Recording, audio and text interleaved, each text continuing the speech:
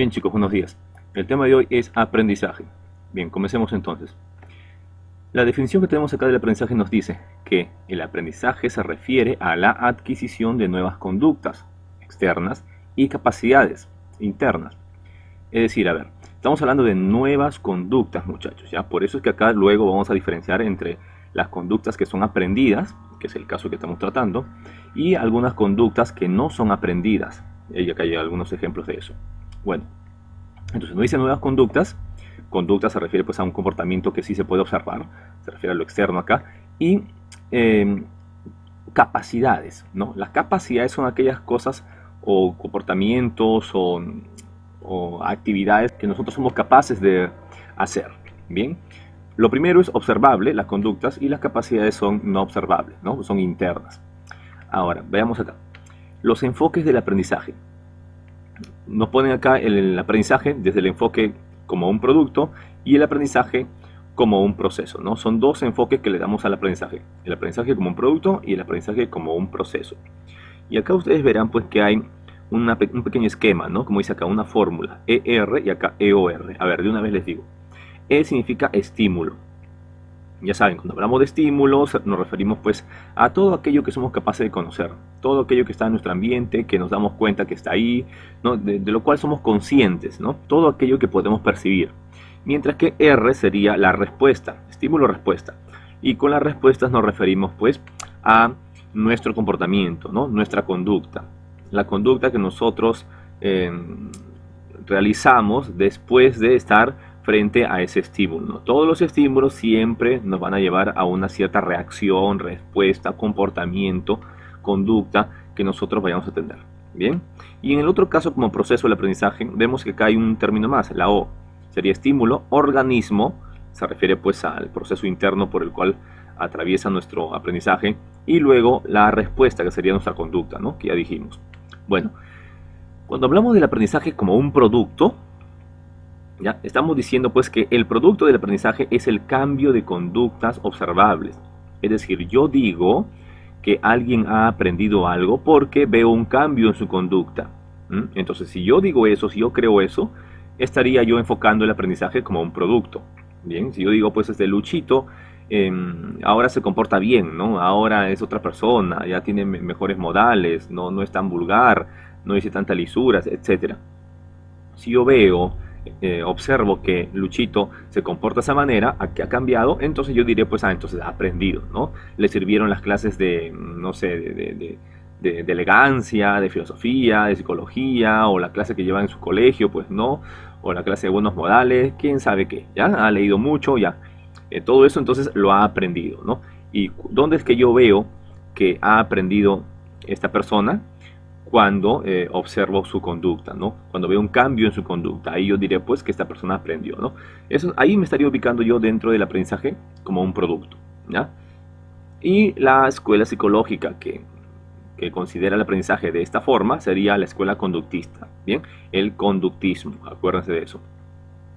Ahora, si yo percibo el aprendizaje como un proceso, yo veo el aprendizaje como un proceso, entonces diré pues que el aprendizaje en el proceso interno del aprendizaje participa la memoria y el pensar. Memoria y pensamiento. Es ahí, muchachos, para este enfoque, es ahí en la memoria y el pensamiento donde es que se realiza, se lleva a cabo el aprendizaje, ¿no? El aprendizaje no necesariamente lo vamos a ver en la conducta. Yo puedo aprender muchas cosas, pero no siempre voy a manifestarlo en mi conducta, en mi comportamiento. Tal vez yo pueda aprender de repente, como dije en clase, pueda aprender el idioma inglés, ¿no? Porque necesitaba leer algunos textos, ¿no? Pero simplemente no quiero hablar en inglés con las demás personas, o cuando encuentro algún inglés por la calle, hablar con él, no quiero nada de eso, ¿no? Yo simplemente quería aprender inglés porque quería leer algunos libros nada más, ¿no? Y en su idioma original. ¿Ok? Entonces, de esa manera, pues, yo sabré inglés, pero si fuera por mí, pues nunca lo voy a manifestar. ¿Se dan cuenta? Nunca voy a hablar en inglés. Y no por eso no he aprendido yo ese idioma. Dejo entender en este ejemplo que es un poquito extremo. Así que de vez en cuando ya saben que es bueno llevar los ejemplos a un extremo para que pueda entenderse mejor, ¿no? Para poder diferenciarlo mejor de los otros ejemplos o los otros casos. Bueno, ya entonces repito, en el proceso interno del aprendizaje participa la memoria y el pensar. ¿Bien? Entonces acá la escuela que defiende esta idea del aprendizaje como un proceso y no tanto como un producto, verlo en su conducta, Esta escuela que define como un proceso es la escuela cognitivista o el cognitivismo, ¿no? La escuela cognitivista. Recuerden que ahí está pues Jean Piaget, por ejemplo, ¿no? Entre otros más. Bien, su esquema, estímulo, organismo, respuesta, ¿no? EOR. Ese sería el esquema que manejan los cognitivistas sobre todo. Ahora, en tipos de aprendizaje, veamos aquí, hay 4 tipos, clases de aprendizaje. El aprendizaje motor, cognoscitivo, afectivo, social. Bien, ahora recuerden que estamos viendo el aprendizaje como nuevas conductas, ¿cierto? Nuevas conductas. Y como se habrán dado cuenta tal vez, estamos viendo el aprendizaje más que nada enfocado como un producto. No estamos viendo tanto así, no estamos enfocando tanto el aprendizaje como un proceso, sino más como un producto, que es lo que suele aplicarse en la actualidad, ¿no? Ver el aprendizaje como ese cambio de conducta que se da en una persona. Bueno, acá nos dice tipo de aprendizaje. El aprendizaje motor se refiere a esas conductas precisas que nosotros realizamos en nuestros movimientos mecánicos, ¿sí? Aquellas conductas repetitivas que se pueden observar, ¿no? Que tienen que ver con nuestros movimientos, ¿no? Movimientos precisos de nuestro cuerpo para diferentes actividades, como por ejemplo acá puse pues nadar, puede ser bailar, el jugar fútbol por ejemplo, ¿no? Hay que saber patear una pelota, en qué lugar, con qué fuerza. ¿Se dan cuenta? Ese es un aprendizaje pues motor, ¿no? Que tiene que ver con nuestros movimientos físicos, mecánicos que realizamos en muchos casos cotidianamente, ¿no? Y de manera precisa, claro que sí, ¿no? Porque obviamente no es muy fácil realizar ciertos movimientos precisos en el momento adecuado, con la fuerza adecuada, con el estilo adecuado, ¿no? Y eso se da efectivamente en el bailar, por ejemplo. El bailar va a tener movimientos precisos ahí, el movimiento de los pies, a estar acorde con el sonido de la música, pues, ¿no? Etcétera. Es toda una serie de factores que influyen para bailar bien. Al menos antes, ya sabes, porque hoy en día, pues cualquier persona que se mueva alocadamente ya está bailando, ¿no? Pero al menos antes, y hasta hoy en día, en algunos, en algunas élites del baile, ¿no? Porque no todos bailan así. Se practica eso. Bueno, siguiente, el aprendizaje cognoscitivo. Cuando hablamos de aprendizaje cognoscitivo, hablamos de un aprendizaje más académico, un aprendizaje más intelectual, académico, ¿sí? Por eso acá puse como ejemplo aprender el idioma alemán, por ejemplo, ¿no? Aprender el idioma alemán tiene que ver sobre todo pues con la memoria, en cierta manera con el pensamiento también. Es más que nada aprender los significados, ciertos significados, definiciones, no solamente una persona que habla otros idiomas, puede ser acá un matemático, un científico, un filósofo, ¿no? Todas aquellas personas pues que tienen un aprendizaje más académico que un aprendizaje mecánico, motor o afectivo social, ¿no? Por eso les digo acá el ejemplo del científico, el filósofo, seguramente, ¿no? La persona que aprendió idiomas de repente, ¿sí? Aprender definiciones, explicar teorías de repente. Todo esto tiene que ver con el aprendizaje cognoscitivo, con el conocimiento, ¿no? Sobre todo orientado a un sentido más, como ya he explicado en otras clases de filosofía, más filosóficos, ¿sí? Acá estamos con el aprendizaje ahora afectivo. Acá se refiere sobre todo a costumbres y hábitos, ¿no? Por ejemplo, el miedo, acá puse, el amor, ¿no? Estos dos, por ejemplo, ya que son muy conocidos, el miedo y el amor, estos también los aprendemos. Nos enseñan a tener miedo hacia ciertas cosas, ¿no? Miedo a la oscuridad, miedo hacia personas de tal manera, miedo hacia los libros, miedo hacia la lectura, ¿no? Miedo o simplemente rechazo, ¿no? Porque también es algo afectivo, son reacciones afectivas, comportamiento afectivo. El amor, por ejemplo, también nos enseñan a amar, no todos aman de la misma manera. Unos son más cariñosos de repente, otros son un poco más agresivos, otros un poco más vulgares. O sea, hay de todo en realidad, ¿no? Y eso, todo eso lo aprendemos en realidad. No nacemos aprendiendo a amar, sino que ya vemos en el entorno cómo nos enseñan, lo que vemos, etcétera, y así, de esa manera aprendemos a manifestar ese amor. Claro que no todas las manifestaciones de amor siempre son las adecuadas, ¿no? Pero bueno, eso es para otro tema. Aprendizaje social. Nos referimos más que nada a estos hábitos sociales, ¿no? Que aprendemos en el entorno social, ¿no? Por ejemplo, el casamiento, el saludar, ¿no? Siempre que nos extiende la mano uno saluda automáticamente, ¿no? Prácticamente de forma automática, ¿cierto? De repente saludar en la mejilla, cuando es en el caso de las chicas, ¿no? Y si es en el caso de un chico, se saludan con la mano, etcétera, ¿cierto? El casamiento igual, o el persignarse también, ¿no? Es un hábito social. Eh, ¿Qué más? Respetar las leyes, por ejemplo, ¿no? Cruzar cuando está en verde y no cruzar cuando está en rojo. Claro, en teoría, ¿no? Porque ya sabemos cómo es la comunidad limeña en todo caso. Y también estas formas de comportarse en la comunidad limeña, pues también sería en todo caso un aprendizaje social, ¿no? Ahora que ya la gente ha aprendido a comportarse de manera irrespetuosa ante la autoridad, ha aprendido pues a tener que hacer las cosas como le da la gana, pues, ¿no? Según como reaccione emotivamente, ¿no?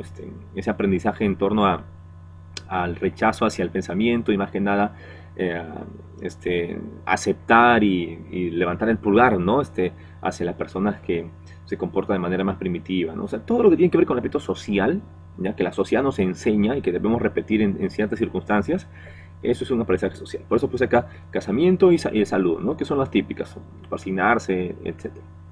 Bien, las características del aprendizaje. Implica un cambio de conducta, ¿no? Por eso es lo que dije, ver el aprendizaje como un producto, ¿no? Vemos que alguien aprendió porque ha cambiado su conducta, ¿cierto? Resultado de la experiencia. Otra vez vamos al caso empirista. ¿Se acuerdan del empirismo, chicos? Bueno, el empirismo es una corriente filosófica que considera que el conocimiento se origina en la experiencia. Y bueno, pues la psicología desde sus inicios ya tiene un perfil más empirista, ¿m? O si quieren llamarlo así también más científico, porque la ciencia se apega bastante hacia el fundamento empirista. Bueno, resultado de la experiencia, siempre. Relativamente estable, claro, todo lo que aprendemos no siempre va a estar ahí, no siempre va a estar de la misma manera, siempre vamos a estar aprendiendo nuevas cosas. Y cuando aprendemos nuevas cosas, pues lo que hemos aprendido antes se va modificando también, se modifica, comienza a cambiar, ¿cierto? Por eso que dice, es relativamente estable lo que aprendemos, ¿ya? Muchas veces se mejora, se perfecciona, otras veces lo olvidamos, ¿no? U otras veces simplemente se transforma, ¿no? Pasa a través de una metamorfosis, todo eso que hemos aprendido a través de las nuevas cosas que vamos aprendiendo. Ahora, acá nos menciona los cambios de conducta no aprendidas, es decir, todo esto que hemos dicho, hemos mencionado, son conductas nuevas, ¿cierto? Que hemos aprendido por medio de la experiencia. En cambio, acá nos habla de conductas, a cambios de conductas no aprendidas, es decir, que no las hemos experimentado primero para luego imitarlas o reproducirlas. ¿Mm? No son aprendidas. Por ejemplo, la maduración, reflejo, reacciones emocionales, adaptación sensorial, los instintos, todo esto no es aprendido. La maduración, por ejemplo, el cambio de voz, citando uno o dos ejemplos, ¿ya? El cambio de voz que tenemos en la adolescencia, ¿no? Los hombrecitos sobre todo, pues obviamente eso es un cambio, y todo cambio en nosotros es una conducta ya, es una forma de conducta. Así que cuando cambia nuestra voz, pues eso no quiere decir porque hemos aprendido a cambiar nuestra voz. Simplemente es producto de ese desarrollo, ¿no? Esta maduración que tenemos. En los reflejos, por ejemplo, si me hincan en el codo, por ejemplo, con una aguja, yo voy a sacar rápidamente mi codo, ¿cierto? Y de repente hasta grito, o a gritar, ¿no? De esa manera. Y obviamente no nos enseñan tampoco a gritar de esa manera o sacar el codo cuando algo me hinca, pues, ¿no? Son reflejos, ¿no? Conductas como reacciones automáticas ante ciertos estímulos, ¿ya? Que no requieren nuestro pensamiento, nuestra voluntad, ¿no? Básicamente esos son los reflejos. Reacciones emocionales. También el llorar, por ejemplo, molestarse, reírse, pues, ¿no? Bueno, sobre todo cuando somos niños, bebitos, ¿no? Porque sabemos que este tipo de reacciones, la forma de llorar, la forma de reírse, eh, como que la gente ya en estos tiempos ni siquiera se ríe de manera natural, ¿no? Eh, ni siquiera se enojan de manera natural tampoco, sino que han aprendido a enojarse de ciertas cosas, han aprendido a reírse de tal manera. ¿Mm? Todo bajo la imitación, ¿no? que suele hacer la gente en estos tiempos. Adaptación sensorial. Nuestras sensaciones, nuestros sentidos se van adaptando al ambiente en el cual nos encontramos, ¿no? Por ejemplo, que se te ponga la piel de gallina, ¿no? O se te ericen los vellos del brazo, ¿no? Del cuerpo. Esos cambios también son no aprendidos, no aprendemos a realizar esos cambios, ¿no? Esa conducta. Y los instintos, claramente, ¿no? Tanto los animales, nosotros también somos animales, por ejemplo, ¿no? Estos instintos como, por ejemplo, los impulsos sexuales también, ¿no? Los impulsos sexuales, a pesar que parezca bochornoso para algunos, pero eso no es aprendido, ¿no? Así que tampoco es algo, hay que satanizar también este tipo de reacciones, ¿no? Instintivas, como es el impulso sexual, ante una persona que nos atrae, pues, físicamente, ¿no? En su apariencia al menos, que es algo natural en todo caso, ¿no? Pero claro, no significa pues que cuando uno tenga un impulso sexual tenga que ir y tratar de realizar, satisfacer ese impulso sexual, ¿no? Para eso somos seres humanos, racionales, que somos capaces pues de postergar nuestro comportamiento, ¿no? Nuestras conductas, ¿no? Si queremos, por ejemplo, ir al baño, ¿no? Por ejemplo, quieres ir al baño ya a cierta hora que no has ido, entonces eso también puedes postergarlo. O sea, no hay la necesidad que cuando uno quiere ir al baño, pues simplemente orina, ¿no? Hace sus necesidades en cualquier lugar donde se encuentre. ¿Se dan cuenta? En ese caso, pues uno es capaz de manejar, controlar esos instintos, ¿no? Impulsos naturales que tiene el ser humano. Bien, sigamos entonces con la primera teoría que vamos a ver hoy día sobre las teorías de aprendizaje. La teoría del condicionamiento clásico, ¿no? O respondiente. Es una de las teorías más conocidas en realidad, de principio del siglo XX. Es representado por Iván Petrovich Pavlov, ¿no? Un científico, fisiólogo ruso. ¿Ya? El principio que él va a usar va a ser la asociación. Es decir, él considera que aprendemos bajo el principio de la asociación. Así aprendemos. Bien, pero él no hace experimentos pues con personas, él hizo experimentos con perritos, ¿no? Que seguramente muchos de ustedes tal vez conozcan ya, porque es un experimento muy famoso. Bueno, acá están los cuatro pasos, ¿no? En que se va a dar en el experimento. Hay tres elementos básicamente. La comida, que sería el estímulo incondicionado, el sujeto que sería el perrito, ¿no? Que él es el que va a emitir pues la respuesta incondicionada o respuesta condicionada dependiendo del caso. Y el silbato, ya que en otros casos se usa la campana. Ahora, que sería el estímulo neutro y eventualmente se va a convertir en un estímulo condicionado, dependiendo de ciertas razones que vamos a dar. Bien, acá entonces para empezar, tenemos la comida, que sería el estímulo incondicionado. Ahora, ¿por qué es incondicionado? Porque la comida va a provocar una conducta automática, una conducta refleja en el sujeto que es el perrito, ¿ya? Esta respuesta va a ser el salivar. La conducta que va a provocar la comida va a ser la salivación. Esta salivación es una respuesta incondicionada. La salivación del perrito es una respuesta incondicionada. Atentos con esto. Bien. Ahora, ¿por qué es incondicionado? Porque no necesita ninguna otra condición, ningún otro elemento. Ya, la comida no necesita ninguna otra condición para poder provocar esta conducta, la salivación, en el perrito. ¿Ya? No necesita de nada más que solamente de la presencia de la comida. La comida aparece frente al sujeto, que es el perrito, y este automáticamente, ¿ya?, va a reaccionar por esta salivación, ¿no? Y esa salivación sería la respuesta incondicionada, ¿no? ¿Por qué es respuesta incondicionada? Porque está frente primero al estímulo incondicionado. Ya, pero eso no es una razón suficiente. Es una respuesta incondicionada porque este sujeto va a salivar frente a la comida sin ninguna otra condición, ¿no? Lo mismo que pasó acá, sin ninguna otra condición. Él está frente a la comida y automáticamente la comida provoca en él la salivación. Por eso es respuesta incondicionada.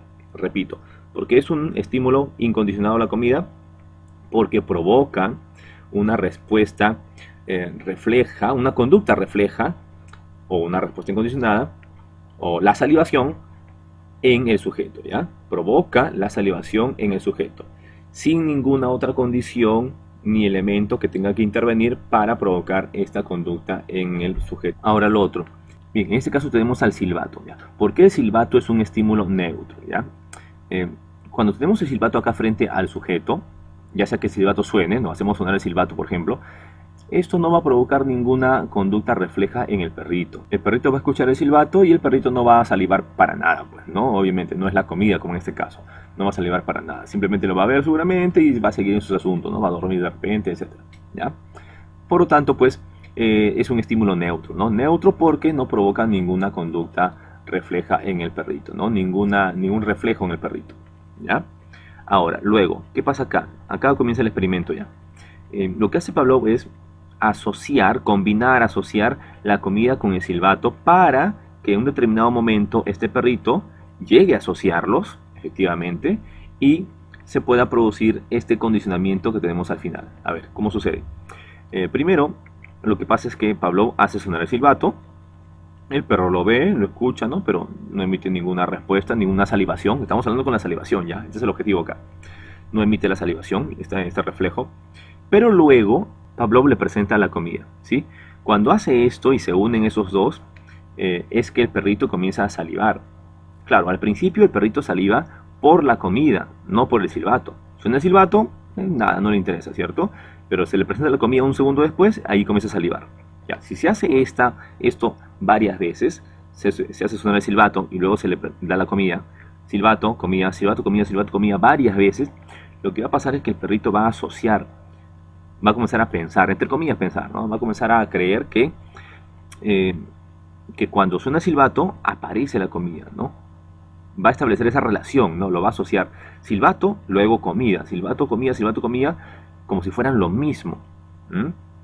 Hasta que va a llegar un momento en el cual, eh, cuando suene el silbato, el perro automáticamente va a comenzar a salivar. Porque él ya está imaginando la comida, ¿cierto? Él escucha el silbato y ya asocia el silbato con la comida. Así que él está ya imaginando la comida frente a él y por eso comienza a salivar. Acá en este momento el silbato se ha convertido en estímulo condicionado.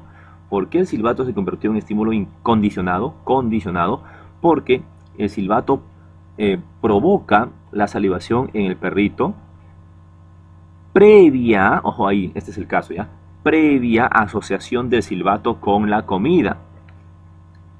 Primero tuvo que haberse asociado el silbato con la comida varias veces para que el perrito asocie el silbato con ese alimento.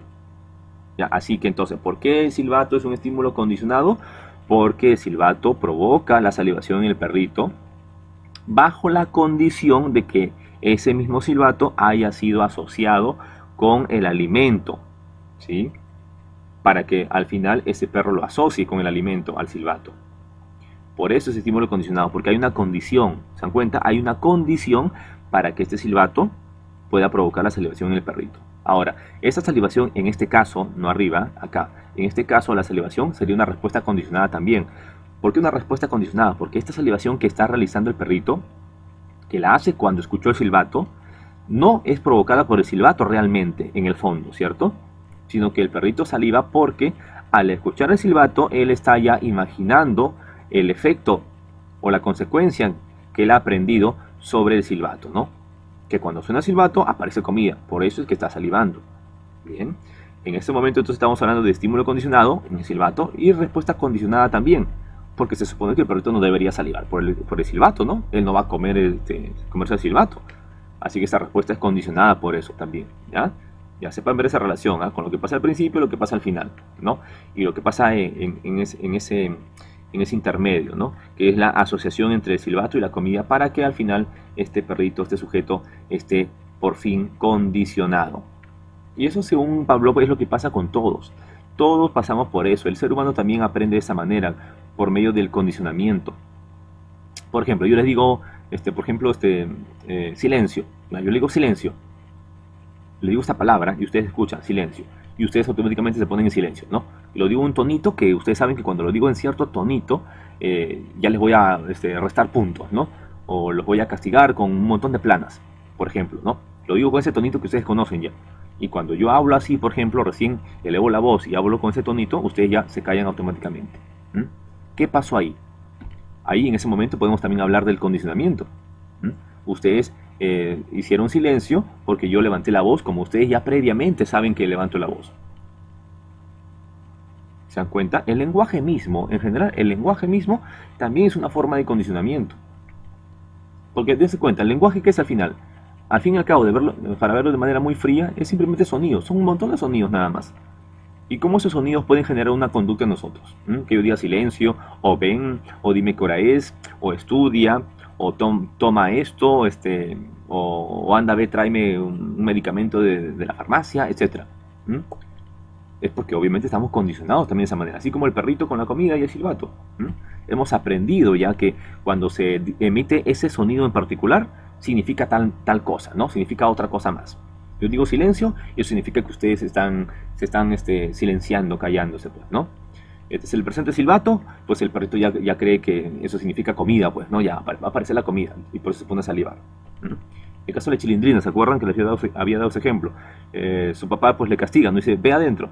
Y seguramente Chilindrina sabe que cuando la manda adentro de esa manera, con ese tono de voz, la van a castigar, ¿no? Le van a dar seguramente palmadas en sus nalgas, ¿no? Porque se ha portado mal. Y por eso cuando a Chilindrina le dicen eso en el programa, ella va a la casa llorando y sobándose ya sus nalgas, ¿cierto? ¿Por qué? Porque ella está sintiendo el dolor del castigo que le va a dar su papá. ¿Se dan cuenta? Bueno, entonces en ese caso también estamos viendo un condicionamiento, ¿no? En general siempre estamos condicionados, ¿no? En todos los casos estamos condicionados, solamente hay que saber ver de qué forma, ¿no? Cómo se produjo ese condicionamiento, nada más. Así como en el caso de el perrito de Pablo. Bien chicos, nos quedamos hasta ahí entonces, cuídense mucho y hasta la próxima.